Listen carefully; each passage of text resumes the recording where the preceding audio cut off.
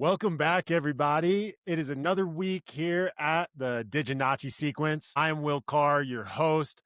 I got my good friend Duran, Crypto Heavy, and my other main man, MC Phil. Hey guys, it's been a fun week. We got a lot to talk about here in the crypto space. There's been a lot of action going on X, a lot of conversations happening, people going after each other's throats. It's been really fun to watch.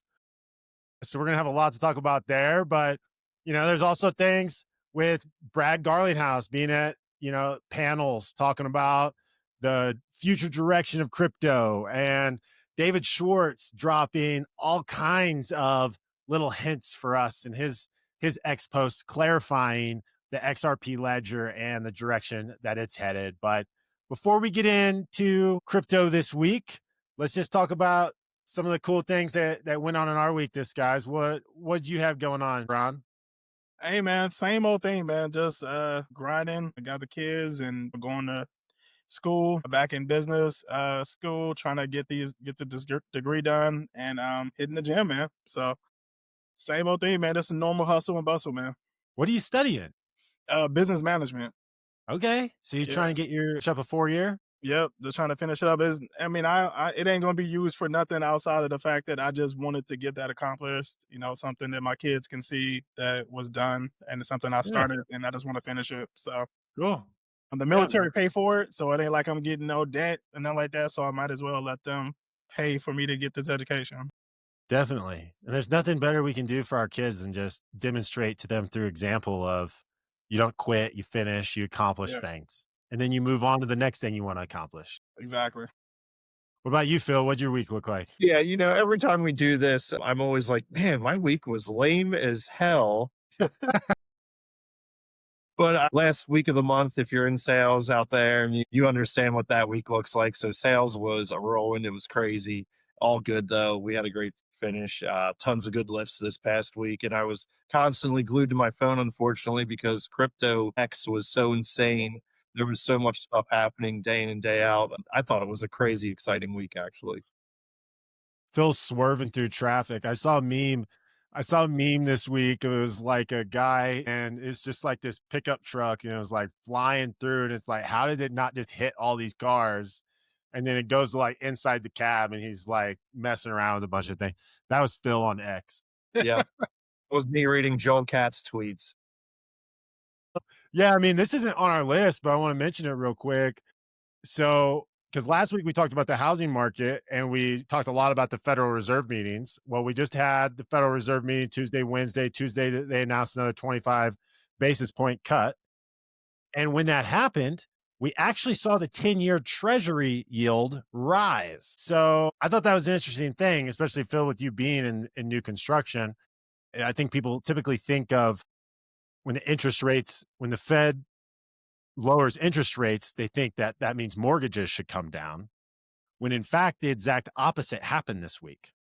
So I just think that's an interesting thing to note, that we are in a very interesting time in the, dare I say, transitions happening in our financial system. Certainly. Yeah. I feel like it's all, but it always go back to being manipulated though. Like it's already predetermined. Like we always say, is like they setting us up for something, and we just we fortunately enough can look and see what's happening and say, oh, that doesn't make sense, and critically think around it. But a lot of people just kind of blindly let it pass by. But like, that is very interesting that we drop rates, but things go up. Yeah. I mean, it's similar to like us getting good news and the market dips. It never happens. Yeah, the rate market preemptively bakes into the market. They forecast rate cuts, and they preemptively put those rate cuts into the market. And then when the rate cut isn't as significant as they were hoping for, then they readjust and the rates go back up. That's what we see. The people always think that wait for the cut, but the cut's already there in the market. So you thinking if they would have did like a 50 basis point, that'd have been something unexpected, and then maybe the rates would have came down? Came down a little bit more, yeah. Got it. But because it was 25 basis points, it's kind of what they already expected. It's hard to know what's going to happen. This is not, I want to get off of this shortly because we didn't come here to talk about this. Yeah. Right. But there's a there's an argument for the fact that we're already cutting interest rates as we're actually going through a deflationary cycle, as the rest of the world is dumping US Treasury bonds and the US is having to buy them all up at a discount. Yep. That what we're really about to have is a bond market collapse. By lowering these interest rates, the bond market is going to continue to raise even as interest rates are coming down. So we could have a very interesting next 12 months or next 2-3 months. And I think all this stuff plays into crypto. It obviously plays into the greater economy as a whole with the stock market and the business cycles, the amount of credit that's out in the public. So much that we could dive into it, that is such a complex thing. Yeah. But yeah, it's fascinating to me, and it's going to be super fascinating just watching it unfold. Yeah. But No, definitely. Yeah, I think that that whole sector is something that like even more than crypto, like is how it intertwines within the geopolitical stuff that we see versus like the actual stuff that's happening in country is a lot more going into it that we can even see. And it seems like the markets are moving different than we ever seen before. And a lot of analysts and experts, like it's just not moving like they thought it was going to move. And I think that it's because there's so many things happening underneath that stuff that's either breaking or about to break, or they're trying to prevent from breaking, that like it's making the whole market kind of like be at ease. It's weird, man. It's like we watching something happen, but we don't know what the income is, like the end game of it is. But we like speculate, but like I think it's something bigger than that. To be honest with you, it just seemed like it's something way more than what we even expect. Like we look at it from a spectrum of crypto, like obviously because we want to like try to place our bets against, you know, the things that's happening to maybe potentially make some money to change our family lives, but like it's still other stuff that's happening that, you know, that can throw a wrench in that. You know what I mean? And that's what made me nervous, to be honest with you. Like, you know, because I see where we supposed to be at the market and where we at right now in the crypto market. And then I get worried because I watch all the other stuff that's happening around crypto. And I'm like, crypto is so small in that element. Like, you know, it's well, important crypto to us. doesn't affect people's day-to-day lives right It now, but don't. Yeah. the treasury bonds and the interest rates absolutely affect people right this 100%. second. So Yeah. the crypto is just, you know, us degenerates waiting to get rich. Right. Make 100%. us rich. Yeah. Absolutely. Let the rest of the world burn. Yeah. Everybody else like, what are you talking about? It's like, no, it's XRP or nothing. All right. Oh man. Well, yeah. I mean, speaking of that, you know, XRP. Now it seems like XRP is the only thing on YouTube that keeps getting censored. Like we had multiple people this week, I think, that had videos and stuff taken down for talking about simple stuff, and that's interesting. So I know, like, Yeah. yeah, Yeah, definitely. I'd like to jump in on that. So, first and foremost, our dear friend and OG in the space, Mr. Brad Kimes, Digital Perspectives, his channel's basically frozen on YouTube right now. I believe he'll have his channel back. the original Digi. Yeah, right. The original Digi.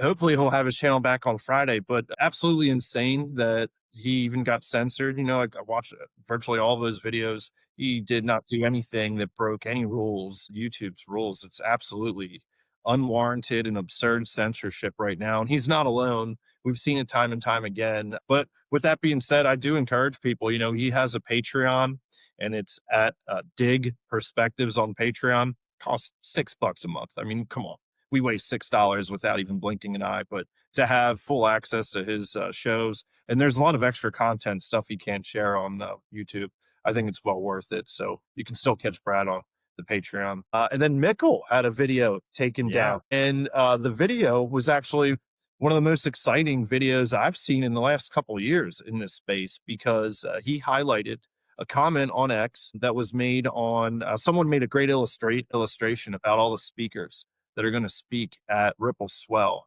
And as you guys know, there are some big hitters that go into Ripple Swell, like massive. This lineup is off the charts. Yeah. And one of the guys that commented works for Ripple and commented basically to the effect, if you're getting this excited about the Ripple Swell lineup, wait until you see our 2026 partnership announcements.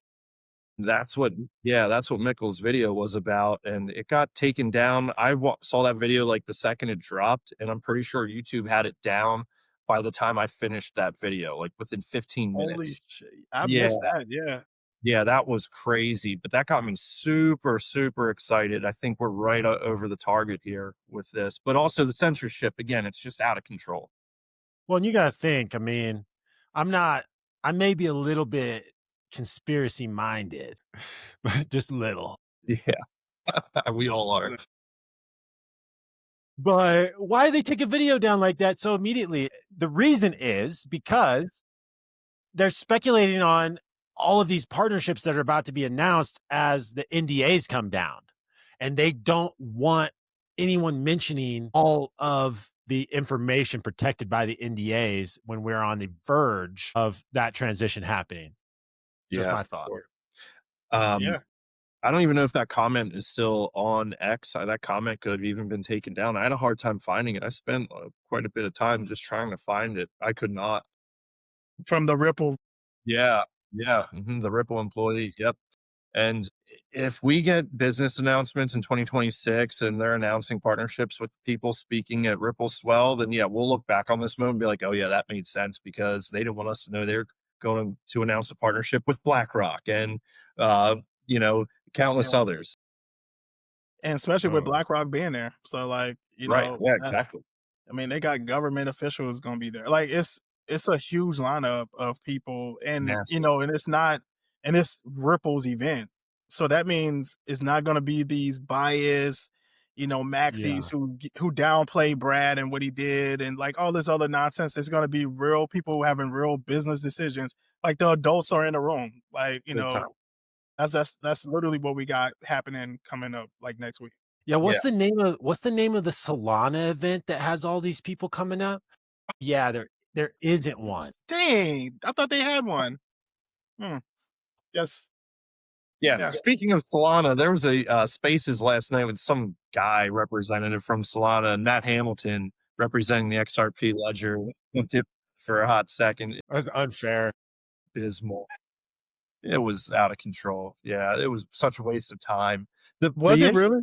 Yeah, yeah. The issue with these debates, a lot of the guys that do the debating, they're super smart guys, don't get me wrong, but they're really caught up in like more of like the technical aspects of DLT and blockchain technology. And their minds, for whatever reason, just will not acknowledge the potential. They will not acknowledge the partnerships, and everything you invest in is speculative. And they just refuse to like let their mind approach that speculative forecasting based upon these partnerships and the potential of XRP. And they get lost in the blockchain sauce. It was just ridiculous. Yeah. Well, some people spend $25 million to lock in a 6-month exclusive deal with Western Union that does $100 billion a year. And then you have other people that drop $1.25 billion to buy the prime brokerage so they can just implement their technology as they please. Yeah. Yeah. 100%. I mean, it's not even close to like what the adoption piece of it and what is this going to be. Like, I get Yeah. that Solana's going to have a place. It's going to be there. Solana will be there. It's got enough VCs backing it. It's got enough partnerships that it'll be fine. They love running memes. Cool. It's got its own use case, but when it's funny how they try to compare Solana to like XRP when the actual XR Ripple, the company itself, is doing $1.2 billion interactions. Solana has nothing to that magnitude at all. And if the biggest partnership is you paying to be a part of MoneyGram or whatever, like Western Union, is like that's not a slight at XRP or Ripple or anything, because like they wasn't willing to pay to be a part of this. Like, you should want us to be a part of it because it's going to be beneficial to both of us. Well, and what does that say about the XRP ledger, that the biggest announcement ever in the history of Solana that they had to pay $25 million for? In their announcement, they take a shot at Ripple. Right. It's like they can't just be like, guys, look what we actually did, something kind of cool that we paid a lot of money for. They can't even just be happy for themselves. They have to take a shot at Ripple because deep down they know that it's meaningless compared to what Ripple is doing. If that was their biggest, we talking about hitting roads and changing it to Ripple Prime and all this other shit, and you talking about you paid $25 million to be a part of this partnership. The news ain't the same. Like, it's just not the same. Like, we're not in the same arena. That's why the Ripple guys don't even pay no attention to it. We go ham for Ripple is in a great position because the XRP army, we savages. Like, we got some really smart people who really do some deep dives and find the information, and they'll find your tweet from 10 years ago and they'll point it out for you. So like Ripple don't really have to fight these battles, and it's fine. They shouldn't have to. I don't want them fighting the battle. They got more important things to do. Like no, they're focused on building. They're focused on building the internet of value. Yeah. For when the time comes to turn it on, they turn it on, and that's what I don't understand. What people can't see.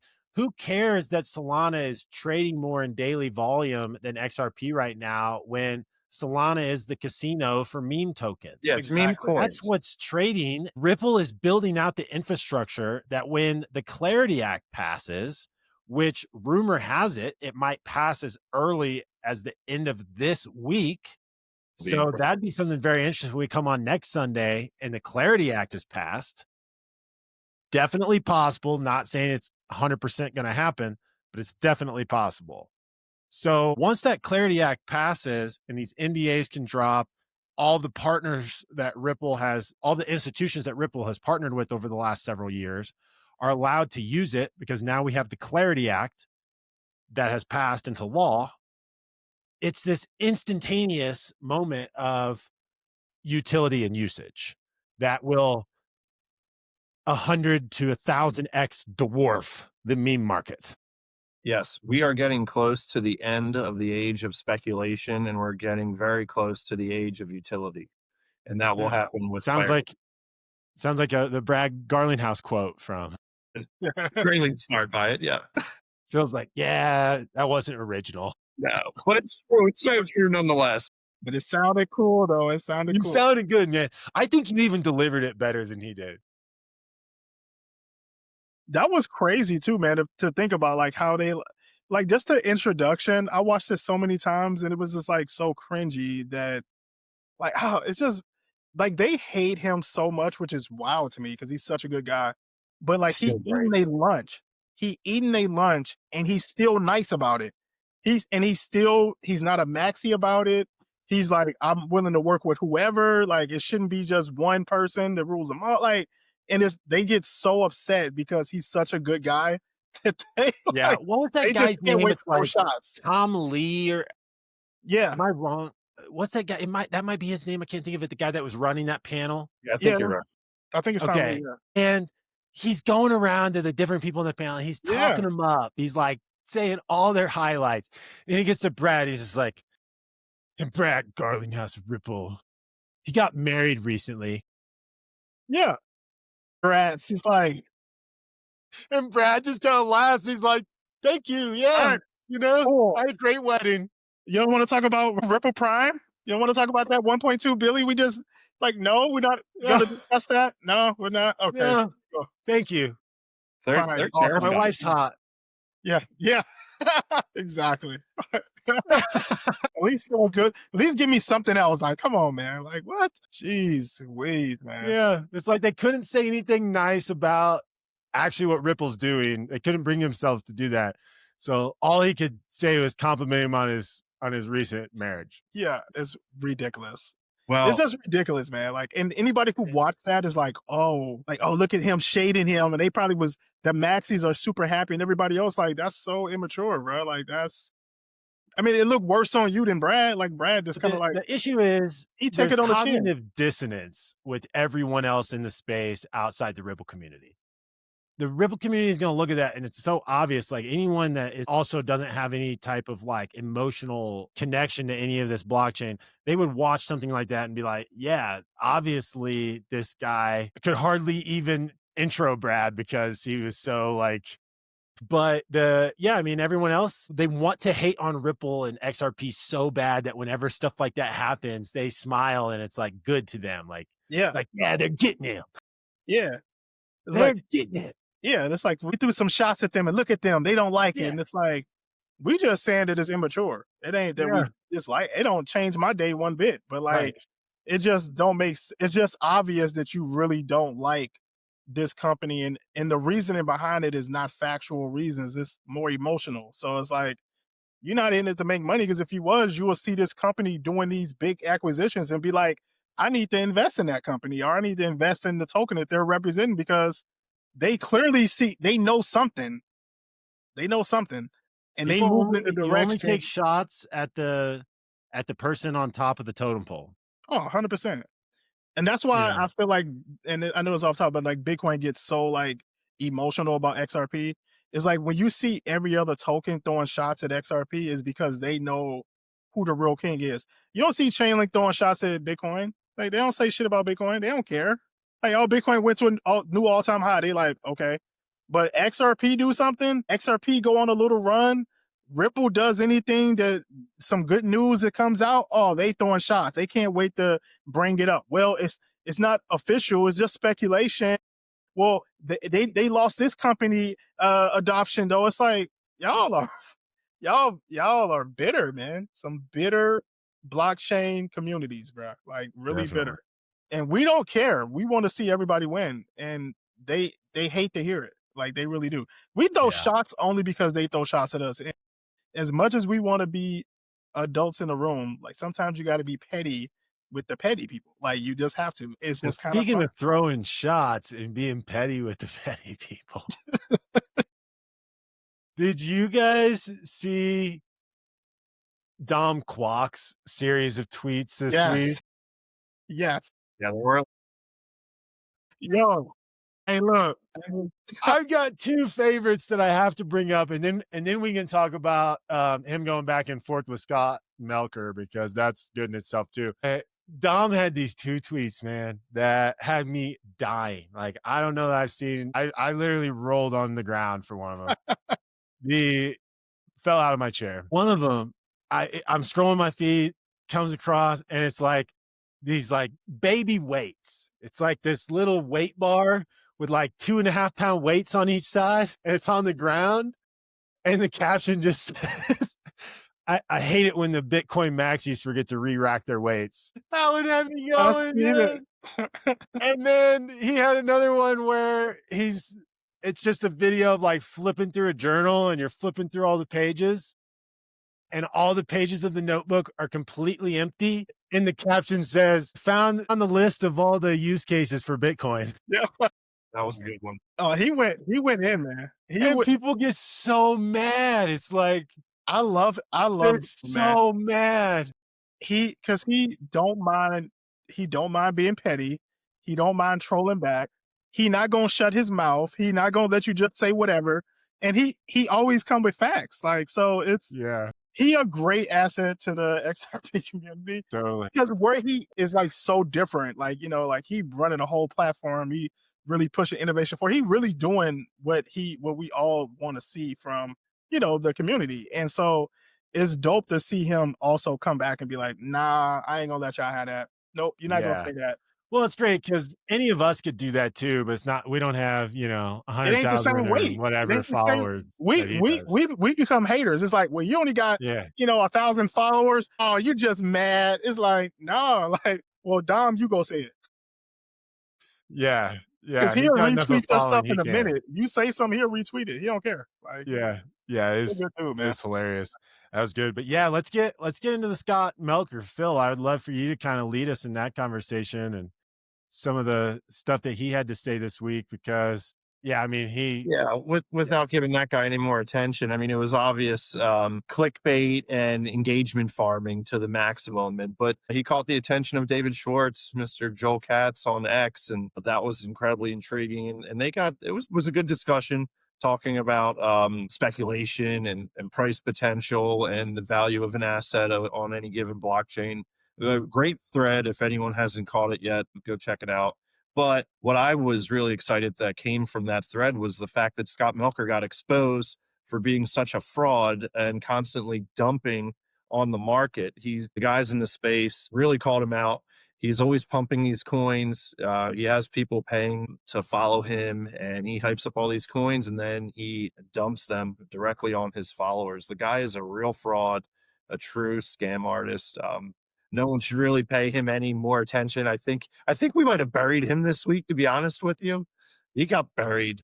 Yeah. Yeah. I mean, there's still going to be the Bitcoin ETH and Solana maxis that like him because he talks shit on Ripple. But Yeah, but anybody who gives Ripple shit, they don't love it. Like, and I think they probably thought they won, when he got crushed. Like they are that delusional. Yeah, that's what I'm saying. Like, they still like, oh, well, you did good. Like, you exposed XRP in the use case. And it's like, you didn't, sir. Like, you didn't. You got slapped around, bro. Yeah. You literally got some of the hardest brains. Sir. Like, some hardest brains. You did not XRP. Go to Wharton. Yeah. Like, why did you say you did? Yeah. Crazy.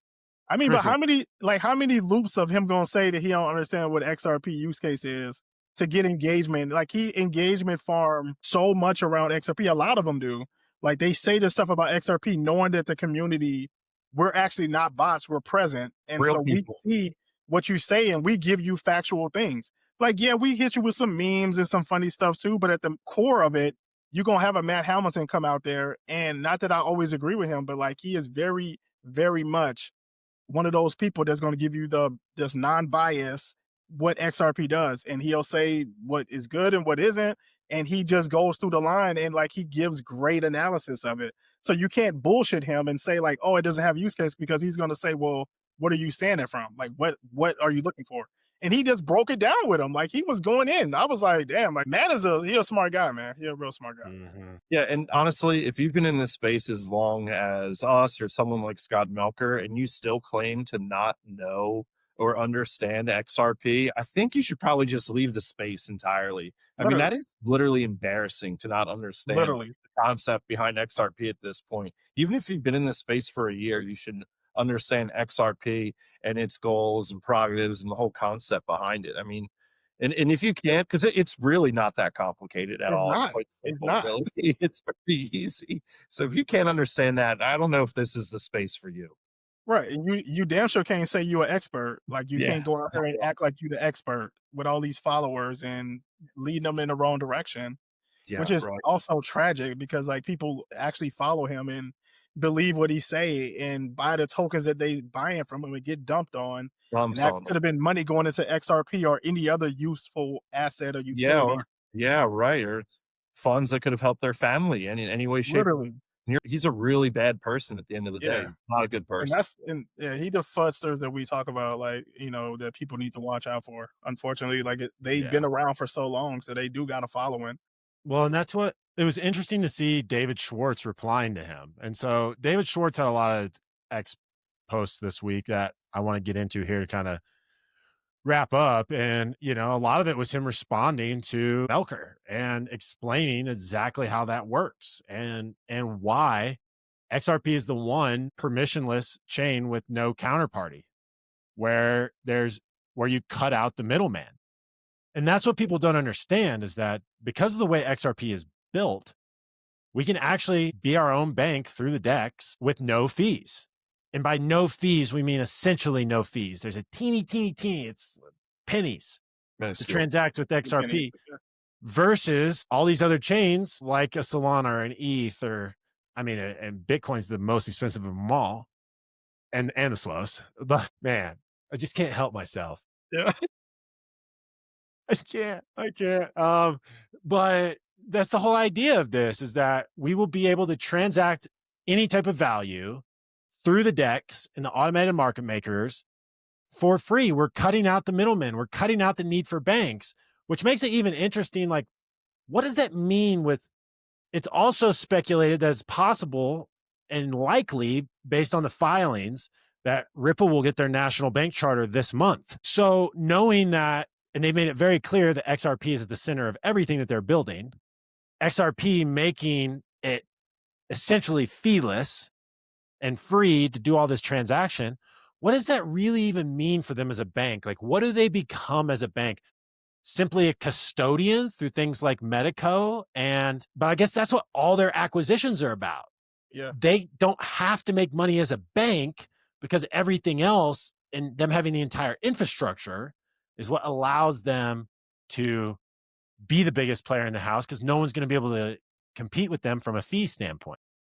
And I mean, with all the institutions that they got, they gonna make money off of that because the institutions are going to be getting more people coming in. So the institutions that don't have XRP or don't have any kind of adoption or looking to do a stable coin, they're going to be going through Ripple's infrastructure to be able to make that happen. And that's where they're going to get the fees from. It ain't going to be about like moving Well, payments fast, but that's at the center of it. and you talk about the institutions, and I think that brings me to another tweet that Schwartz had this week because, like that comment that you just made, we all know and believe that and understand that. There's a lot of people, the anti XRP people and the Bitcoin maxis and all that will say, "Oh, they don't have any of these. Just you can't prove they have any of these." Well, yeah, because they're all under NDA. But that leads me into David Schwartz's tweet when he talks about the sale of the XRP escrow through pre-allocation, talking about how they can sell XRP that is in escrow that hasn't yet been released. So they have the right to sell all that to move it. And that's what all these NDAs are about. Yeah. You can't tell me that with 1,700 plus NDAs, there's not at least a few big ones in there. They don't have an NDA with me. I have not signed an NDA with Ripple. And I have Full XRP. disclosure for anyone that was wondering. Yeah, no, that's a fact. Like I think it is like some of those big institutions that's in there that they don't want to be discovered. I mean, you got to think even within the lawsuit, they kept that private. They didn't release that. And if the SEC wanted to hammer Ripple or really mess up their business, they would have made that public for everybody to see, but they didn't. So, and they was really trying to take it to Ripple and they still didn't get that part out. So, and I think that's the part that we was all waiting for because it's validation. I mean, I've been listening to DAI and Brad talk about, the NDAs and all that stuff for years. You know what I mean? So like, it's not something that's new in the community. It's something that we all speculate. We just don't have 100% proof of it. And so when those NDAs start to drop and we start seeing these institutions, it's going to be validation for everybody who spoke on it prior to and everybody that's in the XRP community to be like, we told you so. We just couldn't prove it. But now here's the proof. Now what's the next excuse why XRP isn't what it say it is? Well, and what we're waiting on for that to happen is the Clarity Act. Once the Clarity Act passes, all of these NDAs can be dropped and that because the institutions and these partners can actually. But I mean, it's been very clear. It's not conspiracy that Bank of America and has even announced that they had this partnership with Ripple that they had to pull back on. And there's 1,700 NDAs. So there's a lot more than just Bank of America. Yeah, absolutely. And if Bank of America is one known example, I imagine there's a lot of other ones in that 1,700 that are the same caliber. You got to know BNY in there. Like you got to like it's no way that they're not. Well, the IMF and the BIS and the European Central Bank. Like, there's no other company other than Ripple that has sat on all the boards for the World Economic Forum, the Bank of International Settlements, the International Monetary Fund. There's a reason why Ripple has their own conference where everyone comes to. That's unheard of. Name another industry like that. And even if you can name another industry like that, it's going to be a small industry. We're talking about all the value in the world. That the most largest financial institutions in the world are all coming to Ripple's conference. Why? Yeah. You don't see a Bitcoin conference where they have all these people come into the Bitcoin. You have a Bitcoin got dancing cows. Yeah, they come, but they only come to drink the Kool-Aid of Bitcoin. It's not the industry. And that's why I like Ripple so much as well, because they represent the industry. They always have. And that's all they preach is the industry. They don't preach XRP only. Preach like, we trying to move the industry forward because that's what a business mind would think. It's like, I can't move this whole industry by myself. I need other players to also be doing the same thing that we're doing. So that way we become a real industry and then we can move forward and we can actually compete against the banking sector and the tech sector and all these other sectors. Because right now we so small that we have the smallest portion, but eventually it's going to be one of the biggest because we're going to consume all of that because everything going to be tokenized. So it's like Ripple has always been moving the industry forward, and that's something that I think that they don't get enough credit for. They get all the backlash, like you guys are centralized, not decentralized, and all this other nonsense. But at the end of the day, we have to get in the room with these people who make the decisions. That's the only way the industry grows and can become successful. And if we doing this back and forth maxi talk, then they don't take us serious.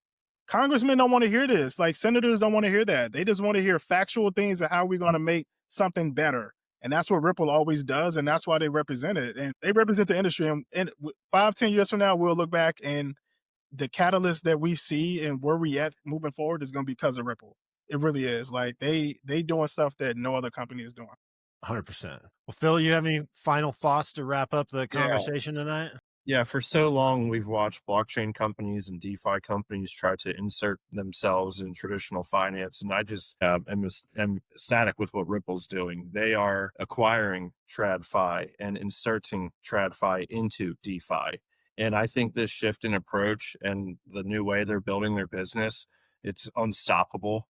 It's why Forbes wrote that crazy article flip-flopping their stance in regards to Ripple. I couldn't be more excited for it. That banking charter is massive. People don't talk about that enough.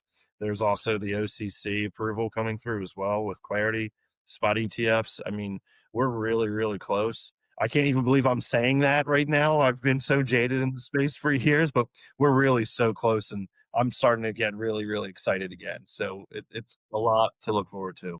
So much. And all that stuff you just mentioned happens before Christmas. Literally. The spot That's what's ETFs, exciting.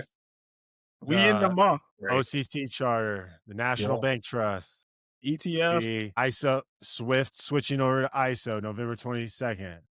Yeah, what Ripple's building is the Clarity Act. Oh my God, I know.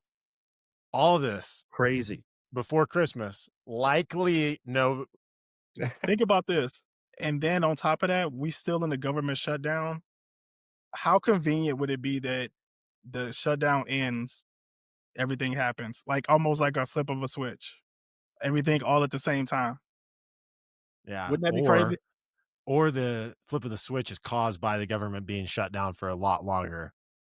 And that's a whole other debate we can get into, but let's save it because it's going to be fascinating.